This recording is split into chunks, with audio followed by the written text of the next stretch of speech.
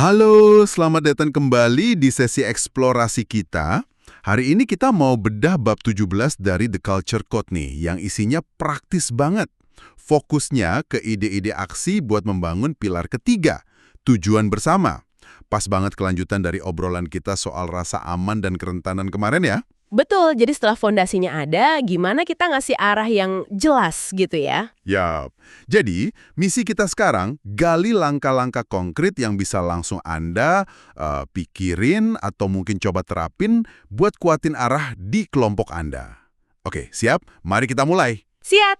Penulis buku ini kan nekenin ya, kalau bangun tujuan itu bukan soal pidato motivasi yang heboh kali doang, tapi lebih kayak pasang rambu-rambu kecil tapi jelas. Mercusuar gitu ya? Iya, kayak mercusuar yang nyala terus, jadi panduan arah yang konsisten. Ingat kan cerita kredo Johnson Johnson itu? Gimana 311 kata aja bisa nuntun ribuan orang pas krisis Tylenol. Nah, itu dia. Itu contoh kekuatan dari tujuan yang jelas dan terus diulang-ulang. Kekuatan kejelasan ya. Iya, contoh JNJ itu nunjukin betapa pentingnya tujuan yang nggak cuma ada di atas kertas, tapi dipahami dan dihidupi gitu. Nah, bab 17 ini ngasih beberapa cara bangun mercusuar tadi. Dan menariknya, cara-cara ini seringkali, terlewat gitu aja. Oh iya? Apa aja tuh? Yang pertama, tentukan dan urutkan prioritas Anda. Ini kedengarannya simple ya, tapi sering jadi masalah. Penulisnya nyaranin pilih dikit aja, prioritas utama. 5 lah maksimal. 5 ya? Oke. Dan yang menarik nih, banyak kelompok sukses justru naruh hubungan internal, gimana anggota tim saling interaksi di paling atas. Oh, justru hubungan internal dulu, bukan target keluar. Justru itu. Logikanya kalau fondasi hubungan internalnya kuat, tujuan-tujuan lain jadi lebih gampang dicapai. Ini bukan berarti ngabaikan hasil ya, tapi paham apa fondasinya dulu. Masuk akal sih. Jadi bukan cuma daftar target, tapi gimana kita kerja bareng buat nyapainya. Oke. Nah, setelah prioritasnya ada, tantangannya kan mastiin semua orang ngelihat mercusuar yang sama kan? Tepat sekali. Dan ini nyambung ke poin kedua. Sampaikan prioritas 10 kali lebih jelas dari yang Anda kira perlu. Nah, ini nih yang sering bikin kaget. 10 kali? Wow. Iya, ada gap gede banget antara apa yang dirasa pemimpin udah jelasin sama apa yang beneran ditangkap sama tim. Ada studi dari Inc. Magazine di bab ini, datanya lumayan bikin melongo. Gimana tuh datanya? 64% eksekutif ngira karyawan mereka tahu prioritas utama perusahaan. Kenyataannya, cuma 2%. Bayangin. Hah?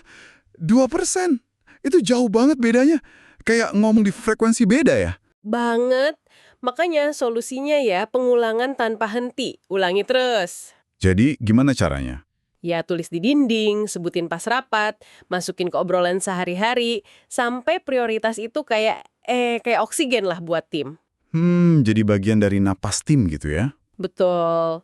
Dan yang penting juga bikin suasana aman buat orang nanya, sorry nih, tujuan utama kita apa sih sebenarnya tanpa takut dianggap nggak merhatiin.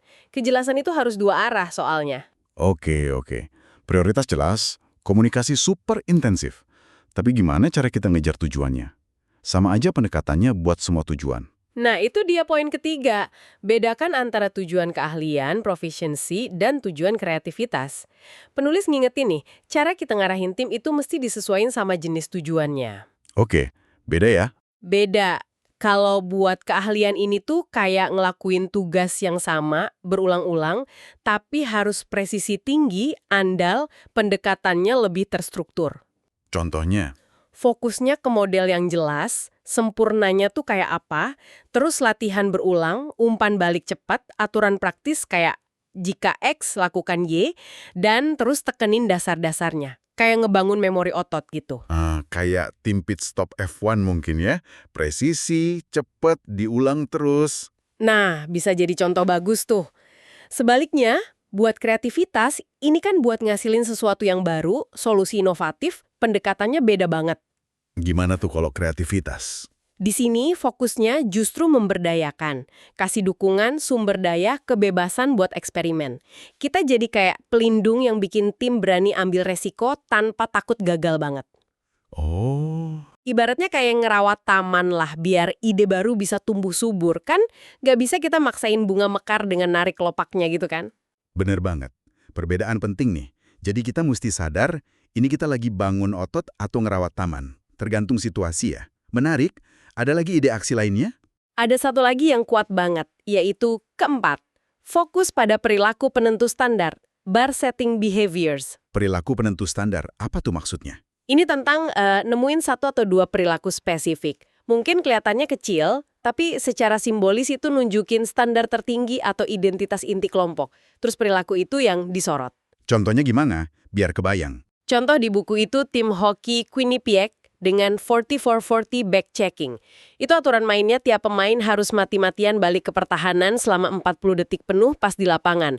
Nggak peduli capek, nggak peduli jauh dari bola. Terus efeknya apa? Apakah itu selalu langsung bikin gol atau menang? Ya belum tentu juga. Tapi perilaku itu kayak teriak kenceng. Ini loh kita tim yang kerja keras non-stop gitu. Jadi ini soal nunjukin usaha dan standar, bukan melulu soal hasil akhir. Perilaku ini jadi kayak jangkar identitas mereka. Oke. Jadi kayak nemuin ritual kecil atau tindakan nyata yang jadi simbol nilai inti kita, terus itu yang dirayain atau di-highlight, bukan cuma slogan di tembok ya. Tepat sekali. Sesuatu yang beneran dilakuin dan kelihatan. Jadi kalau kita rangkum nih, bangun tujuan bersama versi bab 17 ini tuh intinya bukan soal satu pidato gede, Tapi tapi rangkaian sinyal yang terus-menerus dan konsisten. Mulai dari nentuin prioritas yang bener, seringkali hubungan internal dulu, ngomongin itu terus-terusan secara berlebihan, nyocokin gaya mimpinya, keahlian versus kreativitas, sama nyorot perilaku kunci yang jadi standar grup. intinya sih, ciptain lingkungan di mana tujuan itu nggak cuma diketahuin, tapi juga dirasain dan dihidupin tiap hari. Lewat tindakan-tindakan kecil yang konsisten itu tadi. Sip. Nah ini dia nih pertanyaan penutup buat Anda renungkan.